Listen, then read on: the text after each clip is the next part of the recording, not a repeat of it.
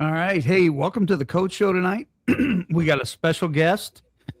I had to clear my throat. I don't know what happened. Had to have been the good-looking guy below me, Ben Fry, Coach Ben Fry. Every Uh, week, man. well, he's the only reason why we get viewers, Joe. So we'll get into that here in a little bit. We got Coach Doherty. We'll find out what's bugging him here in a minute. But I'm going to read a thoughtful writing here, and this is from Coach Didi. I just want to throw that out there. So, coaches, tonight we got a guy on the show that knows ball.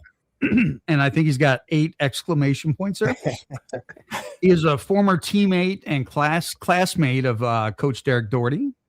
He went 34-7 as a player at Monmouth. He went 85-21 as an offensive coordinator in 10 years. That's 119 wins. That's pretty damn good, if you ask me. He married an MC alumni, Amy, and is a proud father of their 2 children, Etta and Graham. He also coached at Coe College, Augsburg University, Benedictine University, and now, drum roll, please. Can I get a drum roll, Ben?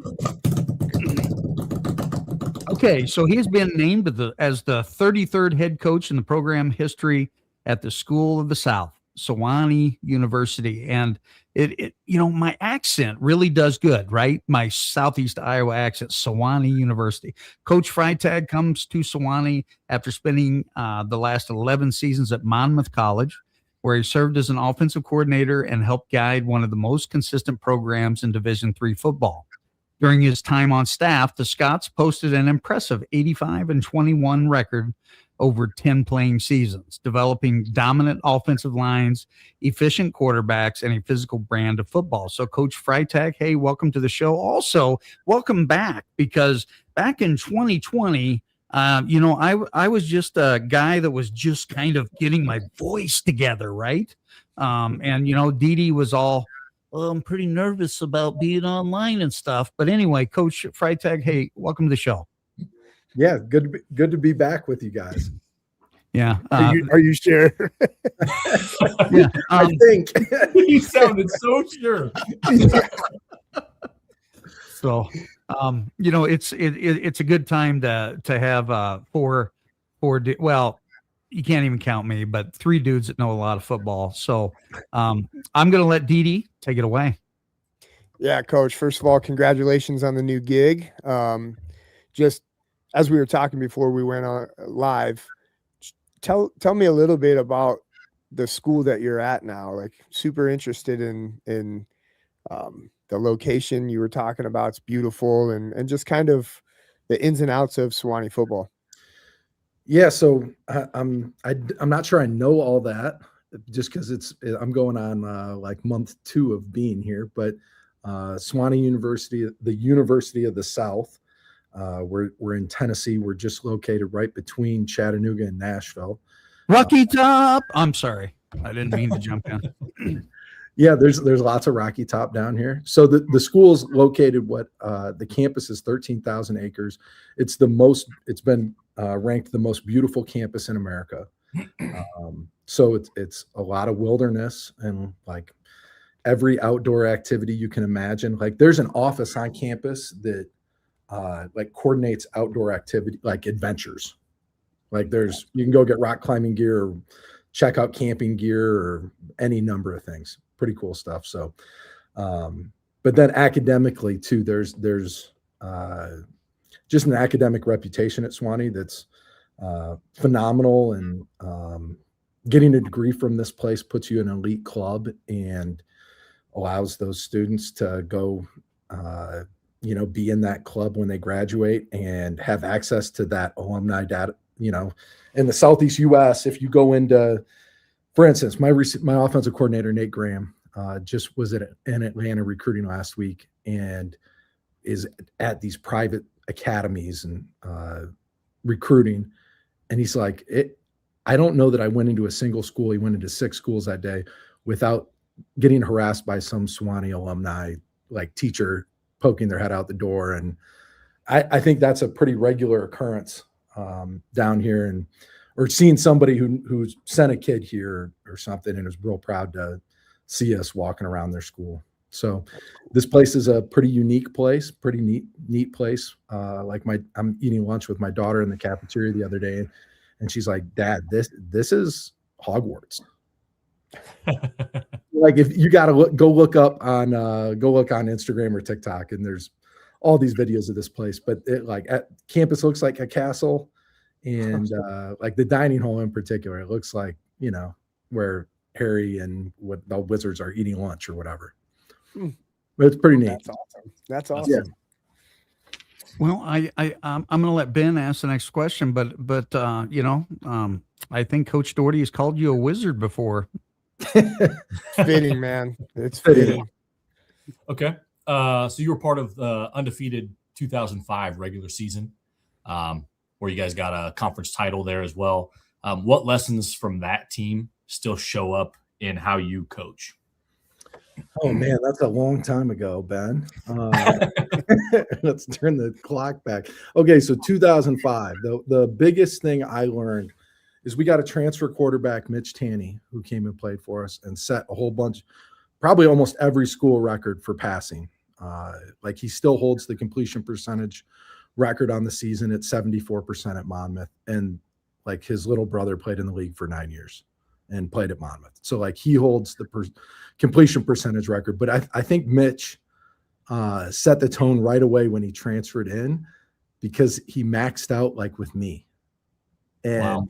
I'm like 6'4", and back then I was like 290 and like could really throw some weight around, and he squatted every bit as much as I did. And I was like, oh, the bar's been raised a little bit. Like, there's no way I'm letting our quarterback out squat me, you know, like so I, you know, like, just, I think that guy just raised everybody's level. He did exactly what you needed a quarterback on a conference championship program to do. He made everybody better around him and pushed everybody, whether it was our DBs at practice, that, you know, like he's chirping, or just by, you know, working his tail off, getting everybody to, I think he's like the first guy who had real elite habits, just in like maximizing his own potential. Like, he was just beyond serious about being really good at football. And, you know, like, he's the first guy I think I've been around where I'd be like, oh, pretty much everything Mitch has done is pretty elite. Like, it doesn't matter if he's in Spanish class or planning a date for his girlfriend or playing quarterback. Like, everything that guy did was just up here. And, you know, like, I think at Monmouth, we had a bunch of really great athletes, but we weren't all up here. Like, I coasted a lot there. And I just, you know, like, I'm not sure how much I was challenged, you know, like day to day. And then I think Mitch gave me a different perspective on that. Just like, he was more like, let's go see how good we can be all the freaking time. And just had like an edge to how he went about his business. And I think that's the biggest thing I saw, is just that there's better ways to do some things, and kind of what that, you know, like what that looked like from like, I'm sure you guys have coached kids that are like that just want to be fantastic at everything they do and will not settle for anything other than that. And that's who he was, for sure. Yeah. So that's probably my biggest takeaway. I mean, like, we always had good teams at Monmouth, but we didn't have any dudes who did that. And when Mitch came there, I think it got everybody to just play harder, because they're like, oh my gosh, if I don't, am I either going to let Mitch down, or am I going to, you know, like, somebody else? Now I'm going to let him outperform me. No freaking way. Like, it just got things going a little bit for us more, which was awesome. It was super fun to be around. That team, like, we were losing the conference championship. I forget what the score was at halftime. Maybe we were down 10, I want to say. And we win that game by 7 to St. Norbert up at their place. And I just remember going in at halftime and like, it wasn't, oh, here we go again. it was like we had a lot of confidence that we were going to win that game at halftime, and we hadn't done much on offense even. But like I think that team had a little bit of like arrogance or cockiness that like a good team should have. And then we went out in the second half and kind of took over the game. Evan Hafner and Mitch Tanny went nuts. Evan was from Canton, Illinois. So a dude, man. Oh my gosh. Yeah. He was dude.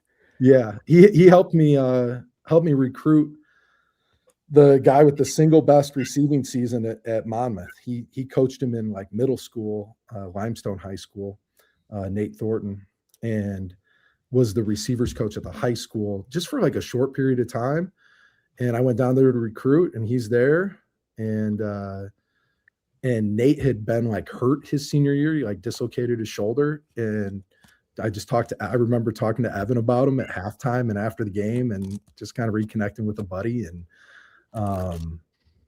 And he played a big role in us getting him. That's awesome. So anyways, that guy caught like something like maybe 22 touchdowns a couple of years ago at Monmouth in 1 year. It was nuts.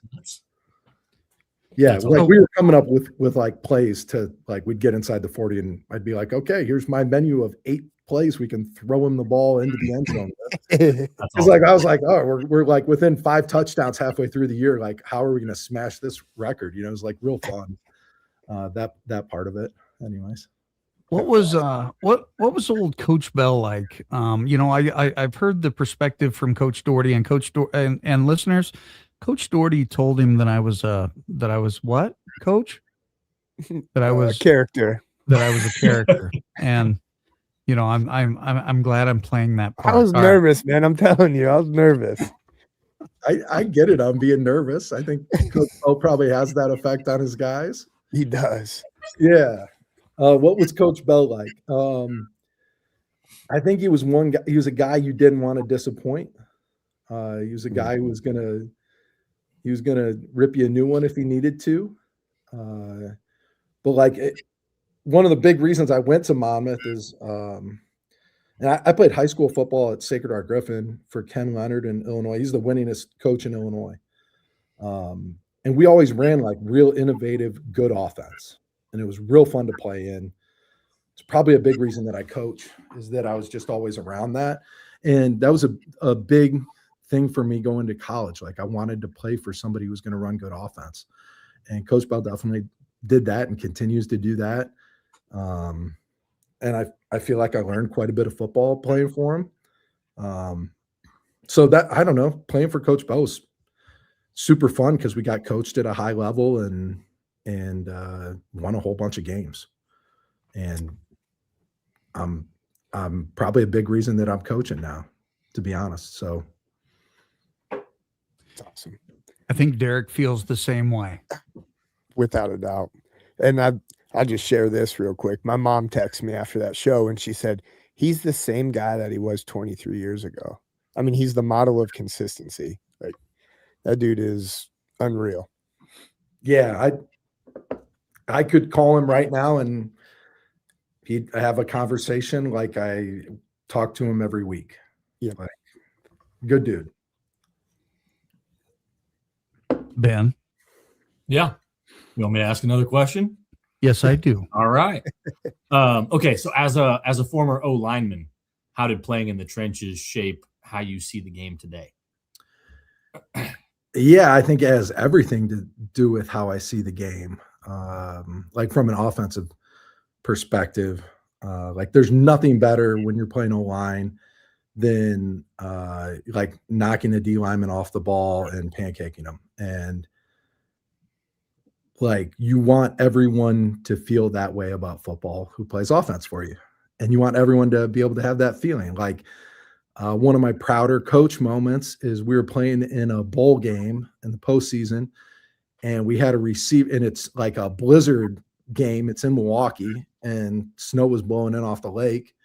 And we had a receiver who blocked a guy out of bounds and kept going and dumps him into one of those 50-gallon trash cans. And like it explodes because it's all frozen up. And we get a 15-yarder and our sideline is just going nuts. And I'm like, this is the coolest thing I've ever seen. Like I was all for it. And like, I think you get a little bit of that edge because that's how I always played. I probably led our team in personal fouls every season I played. Just saying, like, Yeah. But you probably want to coach with that edge, and like I want that for our guys. I want that same mentality. I want them to, have that mentality every play we line up, whether we're throwing the ball or running the ball, and just having some, having that mindset of physical domination. Yeah. Yeah. And that's probably what I add more than anything else to it, is just trying to get, whether they're a receiver, a lineman, running back, like being able to physically set the tone on plays and making sure the defense feels you on every play is super critical to having success as a, if you're the more physical football team, like, and you don't turn the ball over, how many games does that team lose? I can think of like one game in my life that we lost where I could say that. And so I think like some of that too. Mama Doherty's on here. Okay. That's awesome. And then I would also say calling plays, like, because I forever I coached the O-line, and recently here I've coached quarterbacks, and the biggest thing is, like keeping that guy upright and keeping the pocket clean so that they can operate, but then kind of teaching them to see the game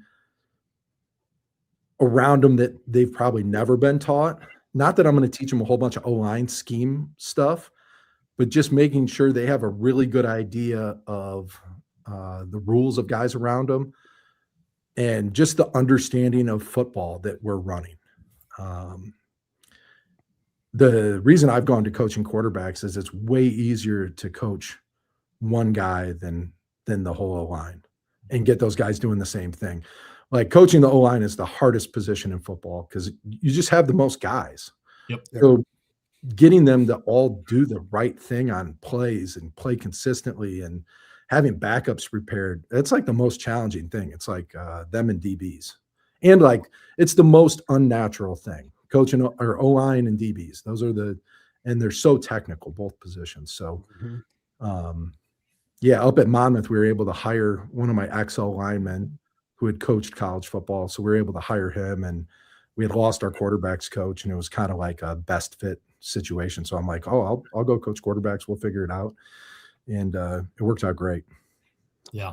And that was going to be, I'm glad you said that, because my first coaching job was an offensive line coach. And as somebody that played quarterback and receiver all through high school, like I was just thrown into it, and you got to figure it out. But now that I kind of go back to coaching quarterbacks and entire offense, like I have a way deeper understanding for what they're trying to do technically and their first couple steps and how that affects everything right behind them and the holes opening in and all that. Like it's a different world the first time you step into that offensive line stuff, but it makes you a more well-rounded football player just in general, just to understand it, even at a base level. Yeah, I feel like if you can coach O-line, you can coach anything. Yeah. There's so much detail that goes into it, and there's so much communication with so many moving parts. Yep. If you can coach the O-line at a high level, you can freaking coach anything. I don't care if it's track, whatever. So I'm kind of confused because I hear people in the stands behind us just yelling, block somebody. So you mean there's more to it than that? Yeah. There was an O-line coach in Monmouth that used to yell out, "You gotta block somebody." And I'm like, oh, really? Like, thanks, Captain Obvious. Yeah. Yeah, it's cool how coaching like changes things like that, because I'll be honest, I was a skill guy and I didn't pay attention to the line.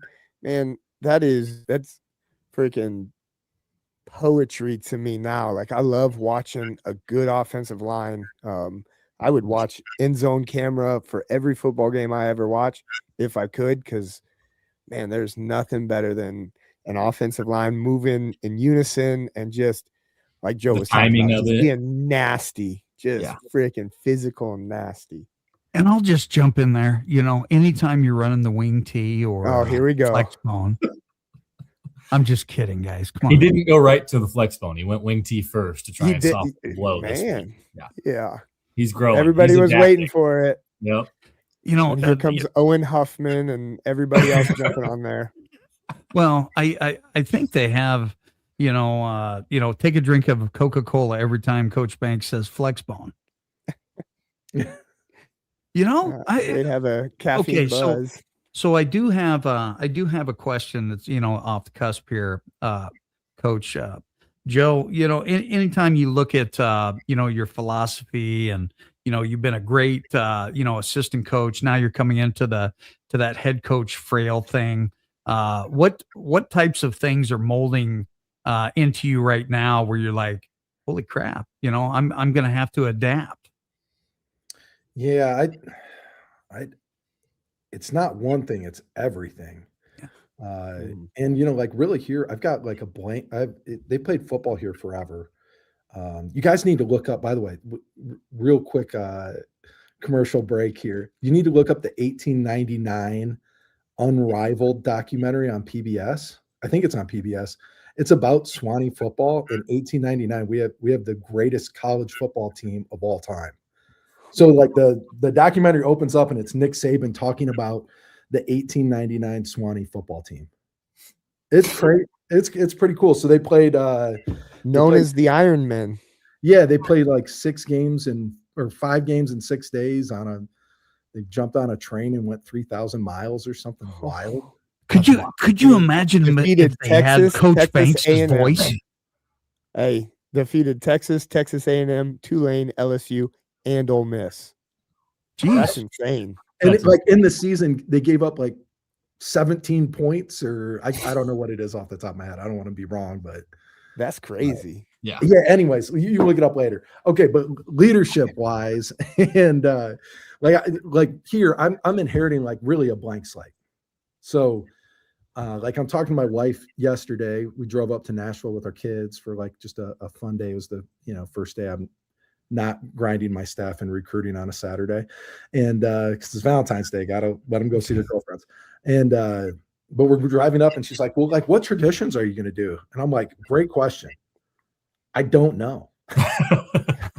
So like, I've hit the ground running and recruiting, and just because we need to scramble to put our class together, and I can't say that I've like sat down for very long and thought about, okay, like what do we need to implement from like a leadership standpoint or a tradition standpoint? I haven't thought about any of that stuff. The first thing I did though, in regards to leadership, is right away I came up with a leadership council within the team. So I handpicked some guys that I had interacted with quite a bit, like in the interview process, and then in my first couple weeks on campus, and I was just impressed and thought they were working at a pretty high level and were communicating well, and I just respected them from the get-go. And so having those guys, and I can task them to do things like meet with a candidate that we're interested in hiring, or like I always do like a player panel when we're doing a recruiting visit. And so some of those guys will be asked to be at those things. But then I can like lean on them for some feedback too. Like, how's the strength coach? How's the strength program going? How is it working with our strength coach? How is it? And just get some immediate feedback from a group that I respect their opinion on. So that's like the thing that comes to mind right away. Because like I'm changing everything for them in a hurry, and I need to in a hurry to make some forward progress for sure. So that's what comes to mind right away. I can see in about 5 years, Joe's going to be on a press conference and he's going to say, "I win, Google me." Yeah, we'll see.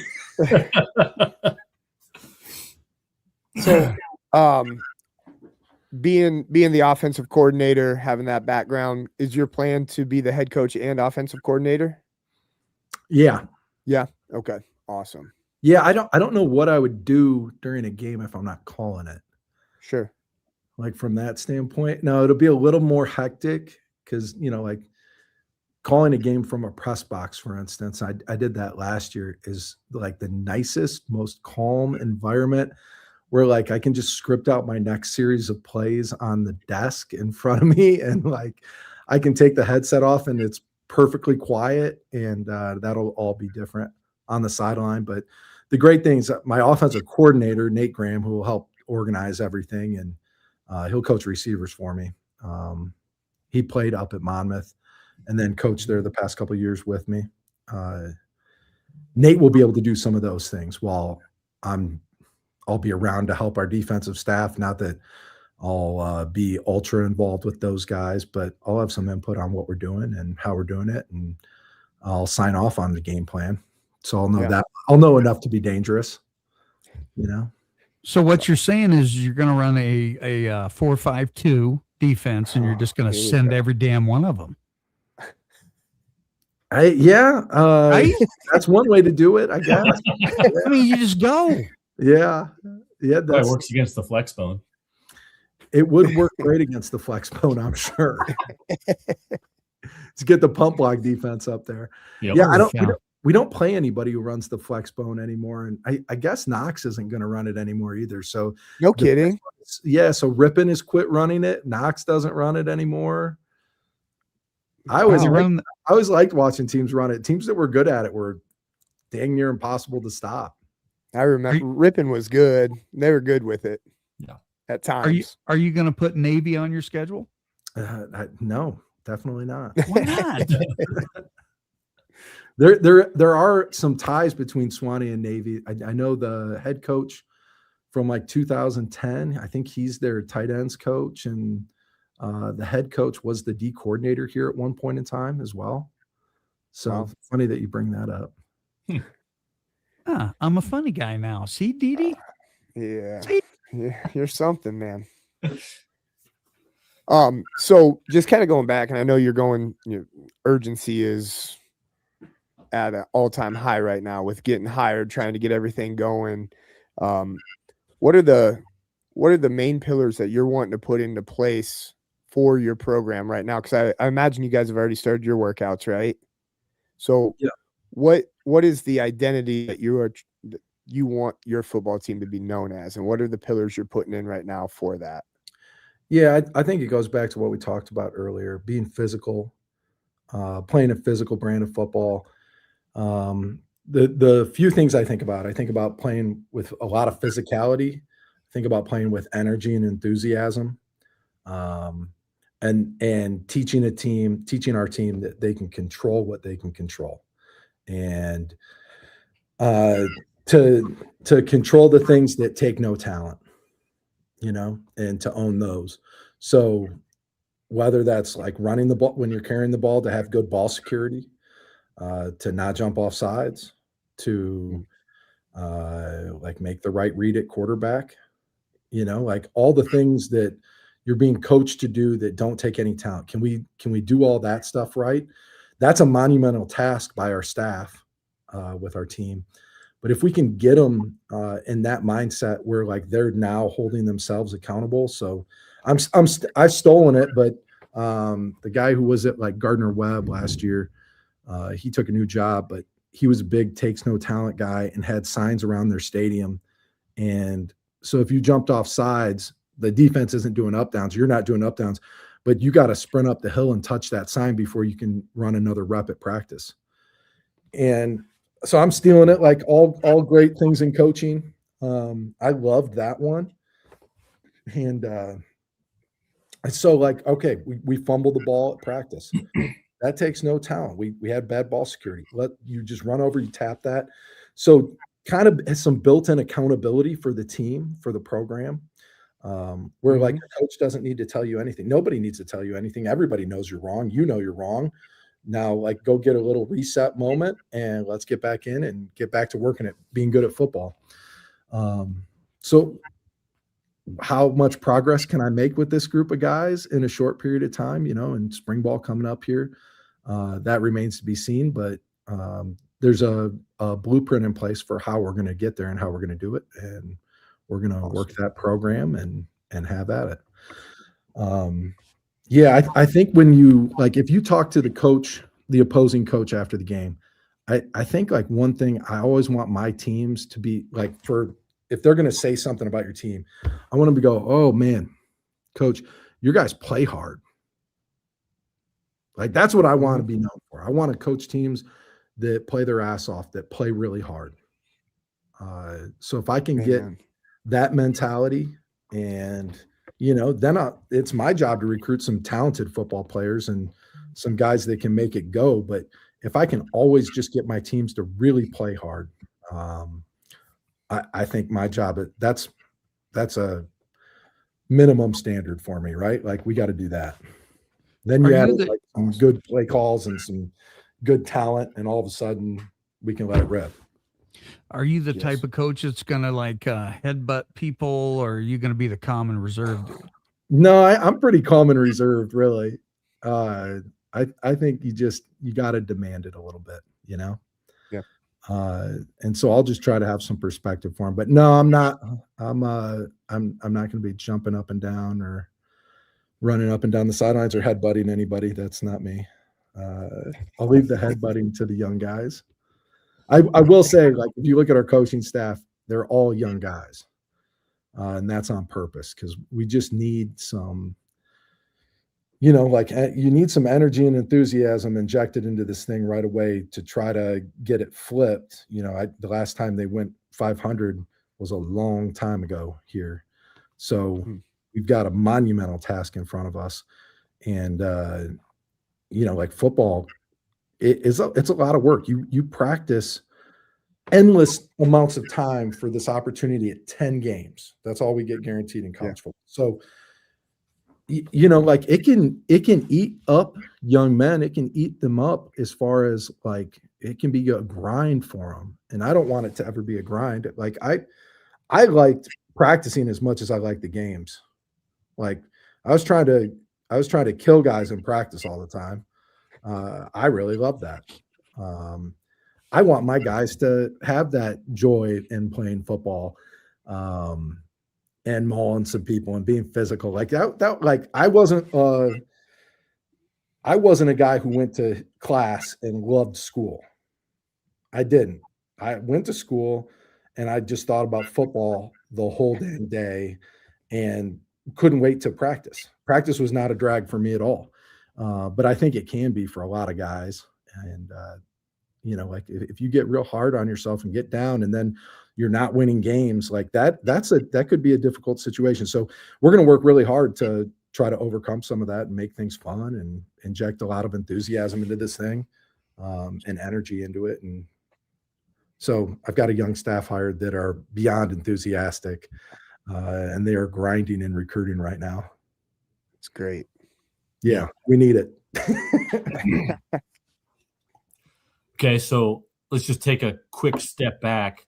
Take us inside that moment when you get the phone call, when you find out that you're the head coach at Sewanee. What like emotions hit you first? Immediately, where does your mind go? Like what is that moment like? Man, well, I knew I was going to get it, for one.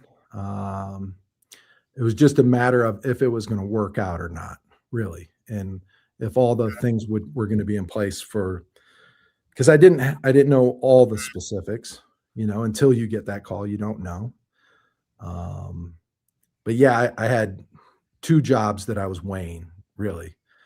And just talking with my wife, it was, like I have 2 little kids. It's kind of the time to do it. Not 2 years from now, when my 3rd grader's in 5th grade and going into middle school, like everything gets a little bit harder when you get to that age. So like timing wise, it was right. And then we get that call and obviously you're like pretty excited.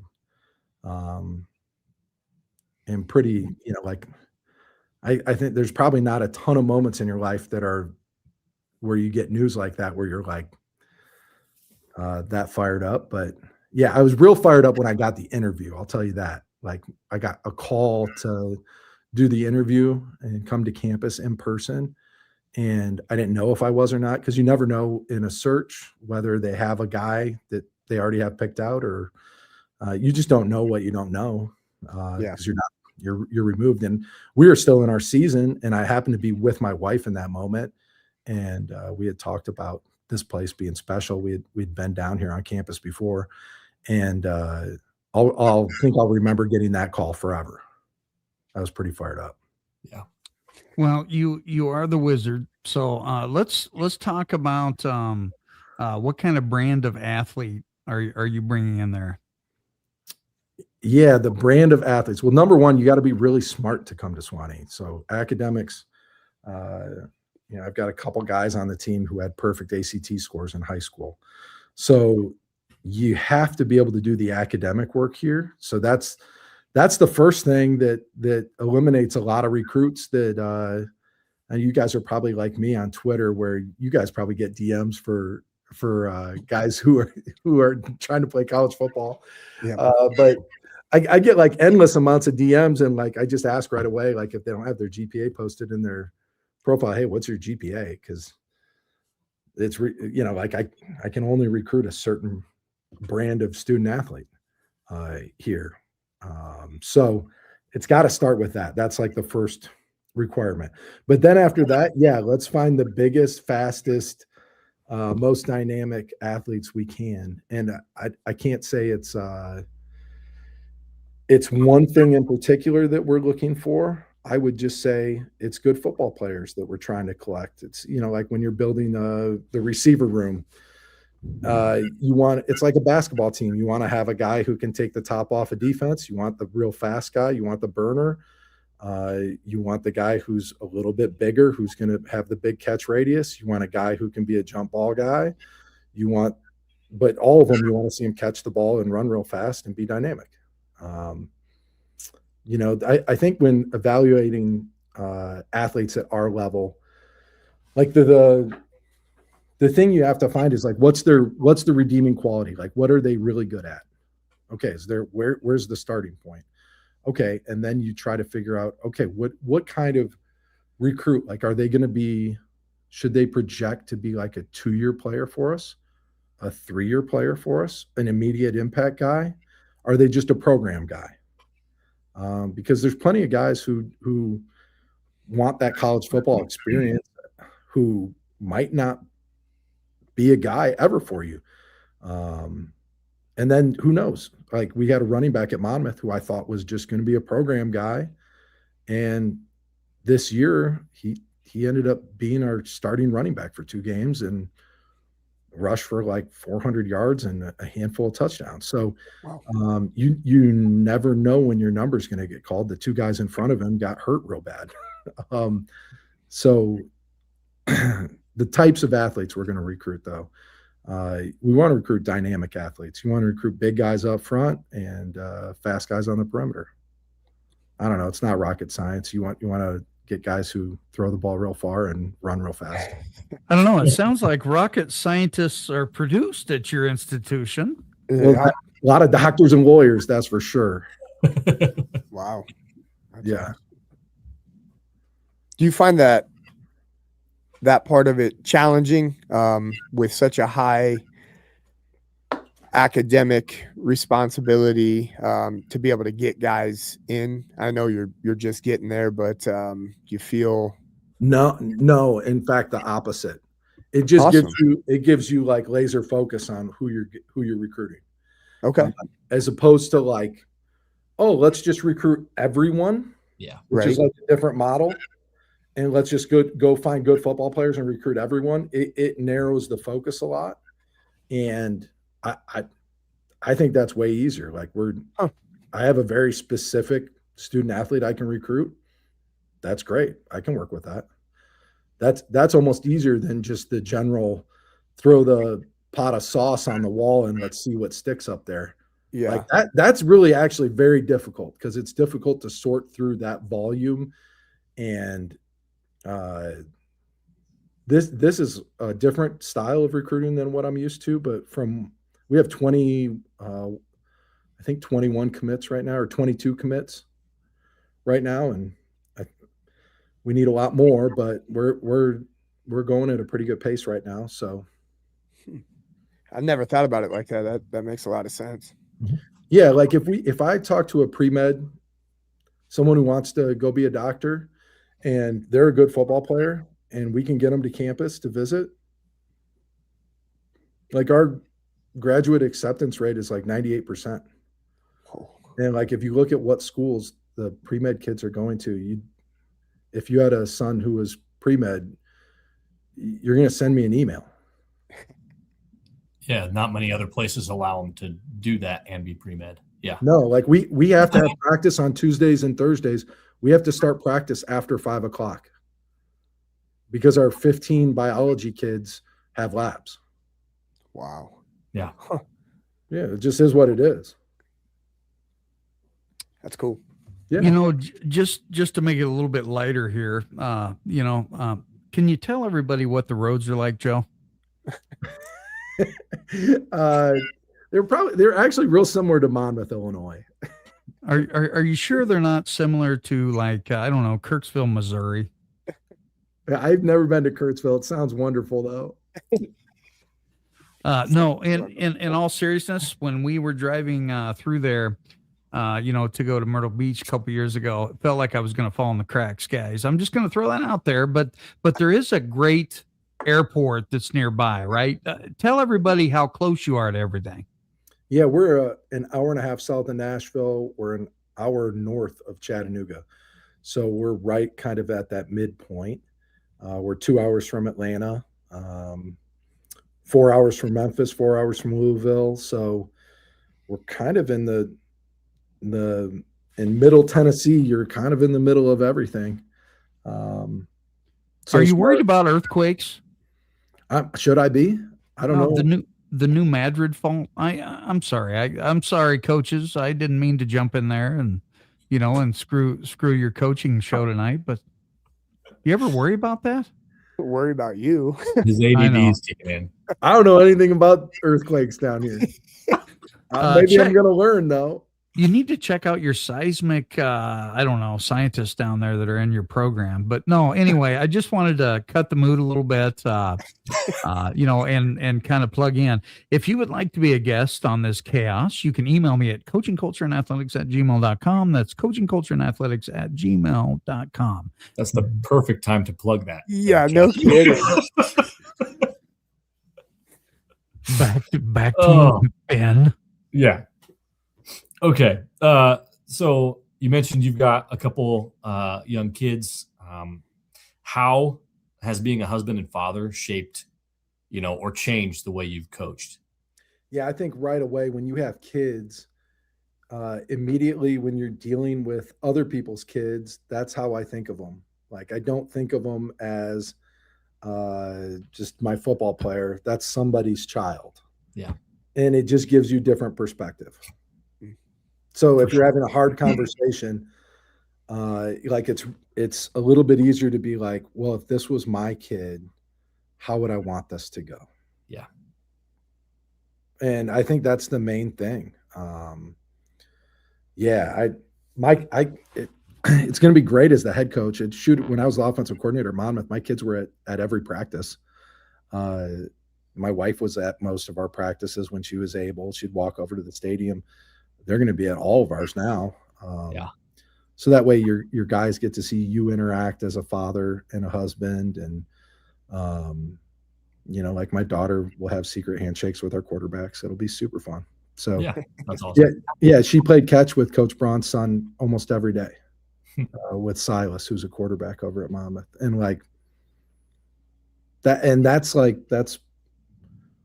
a big reason why you coach, right? Because like the football part of it's great, but the like relationship part of it is what makes it go, and what makes it like super rewarding.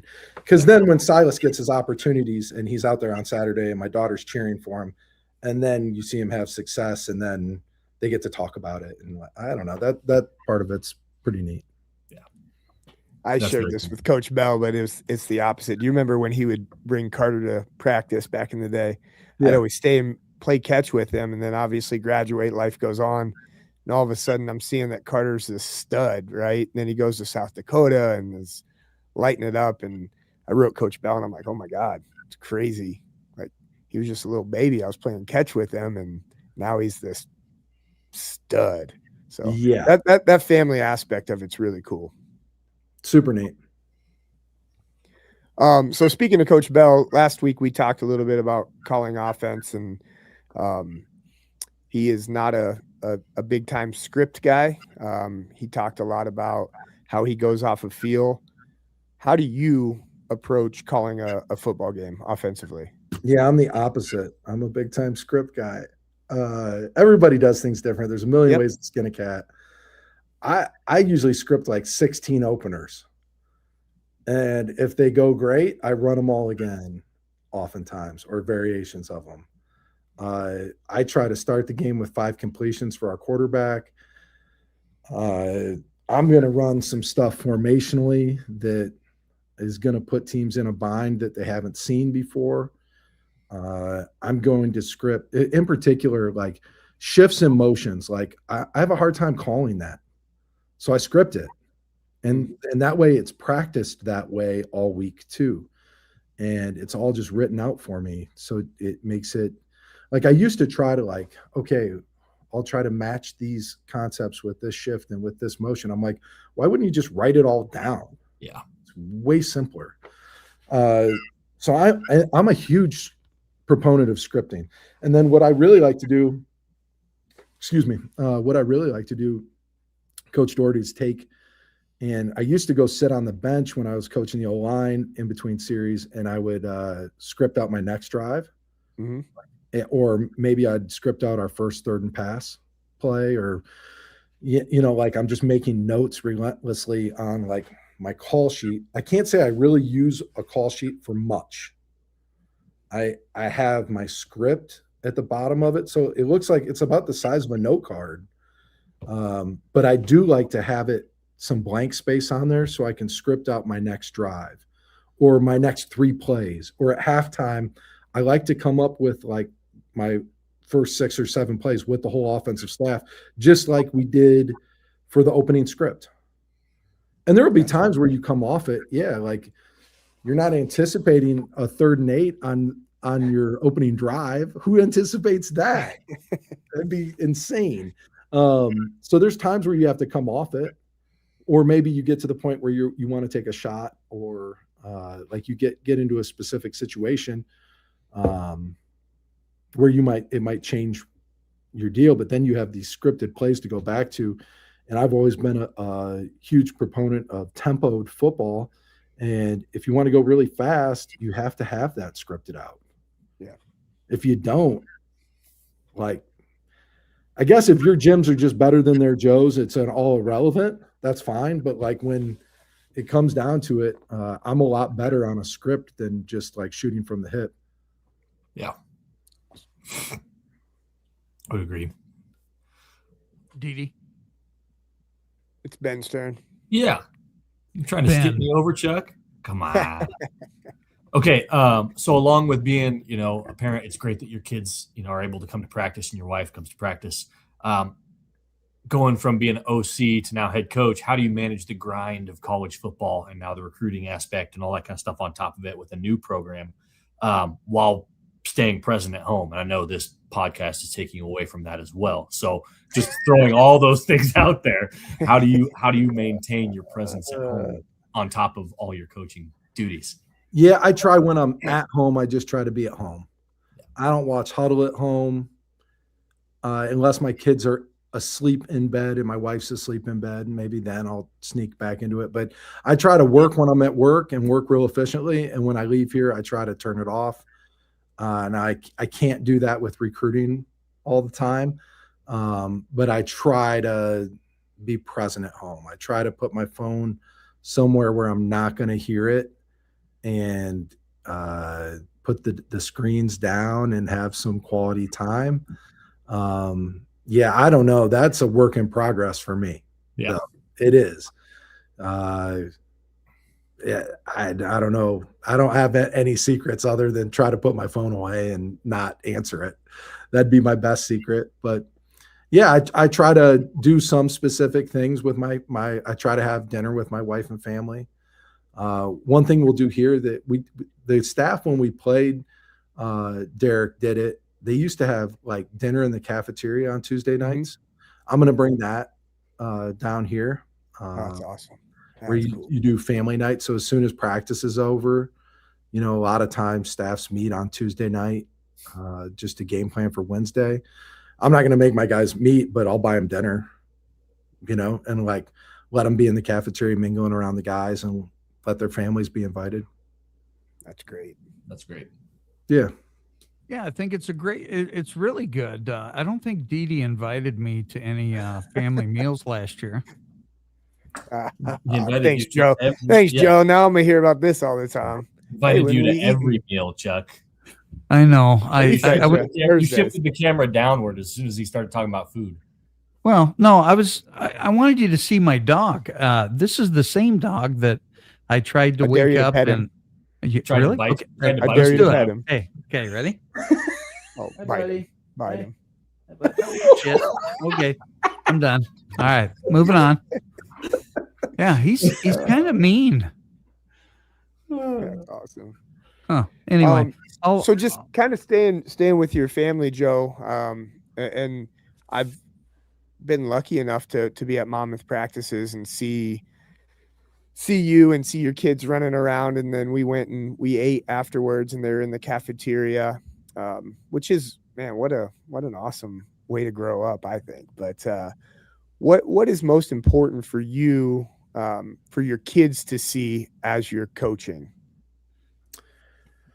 Just to treat my guys well, because there's going to be hard moments in coaching, where you've got to, like get after some young guys, for lack of a better way to put it, like you're not happy with the effort or the execution. You're going to be frustrated. You're going to say things you regret in moments, right? We're all human. But then I want them to see me go put my arm around that guy a couple minutes later when it's past and be encouraging to him, or maybe like all the time I'll apologize to guys for like, I'll be like, maybe I shouldn't have said that. Like, well, that did not have a positive influence or in the moment. Right. So it's okay to be like, hey, I shouldn't have said that. That's my fault.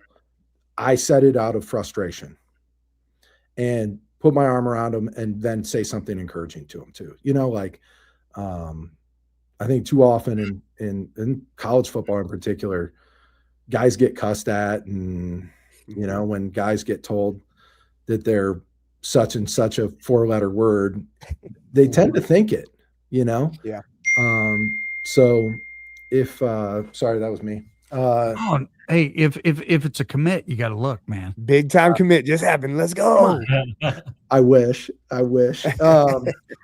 Yeah, so I think I just want to see him like that Dad's a normal person. It's not like I'm going to make mistakes, but can I handle them the right way? Can I be encouraging to the guys on the team? Can I, Speaking of that, I think I've asked every coach that we've had, and this is something that's pretty important now. How are you going to what do you utilize personally to help with your own like mental makeup, or you know what I mean, to make sure that you're not going to get down in the dumps or you know what I'm saying? Yeah, I'm a Christian, so I think just my faith. Like I'm involved in FCA. A couple of my biggest mentors are in FCA football, so 2 guys that I talk to pretty regularly, so that are unbelievably strong Christians. So I have that to lean on, and without that, I'm not sure. Yeah. I don't have it. There's no gimmicks or secrets. Do you like to golf? Not really. No. I mean, fish. I like to fish. I like to hunt. I like to do outdoor stuff. I like to go be outside. I like to go for a walk, all that normal stuff. But I really like to coach football. I can't really say I work too often. Like game planning isn't a grind. It's pretty fun. It's not digging ditches. Right. Yeah, I will go golfing with the guys on the staff. We have the number 5 9-hole course in the country. Go look up our golf course. It's crazy. Man, we're gonna I have to go think on we're a going visit, to have to take a coaches. trip. Yeah. Yeah, you should. We're already planning the road trip. Hey, you know the other real cool thing that I didn't even learn until I came down here is Al Capone built a house here right off the interstate. It's halfway from Chicago to Miami. And so he built a house up here. It's a restaurant up here now. Wow. Is there any bodies buried? There probably are. Okay. I don't know. They've got a good steak. Well, never Sounds mind. good to me. Let's go. Yeah, let's do it. I'm not gonna divulge into the steak eating after he said that, but hey, in all seriousness, man, you know we're nearing the end here. What do you think of the coach show? Do you think we've gotten better? Do you think we've kind of went back and you know what I mean, kind of back, or how would you evaluate us? Man, coach show seems pretty top notch. You guys got this. This is a well-oiled machine. I can tell. Wow. You know, as oiled as it's going to be, ladies and gentlemen. Doherty, you got the last. Well, yeah, Ben asked the last question, so Doherty's got to ask this one, right? Yeah, just kind of what is it that you're looking most forward to with this new opportunity? I mean, I think it's a great opportunity. I could tell that you're extremely ecstatic about it and happy where you're at. What is the thing that you're looking most forward to? Yeah, I think just building a program and being able to put my fingerprints on it. And, you know, that comes with challenges, but it's a huge opportunity for us. We're inheriting a program that, you know, like 3-7 is kind of a normal deal. And how do we go from 3-7 and flip it? You know, there's a, you know, you guys know your coaches, football's so process oriented. You know, so how do we put those processes into place and then get them refined and getting them operating at a really high level, and then throw some really good recruits into the mix too, hopefully.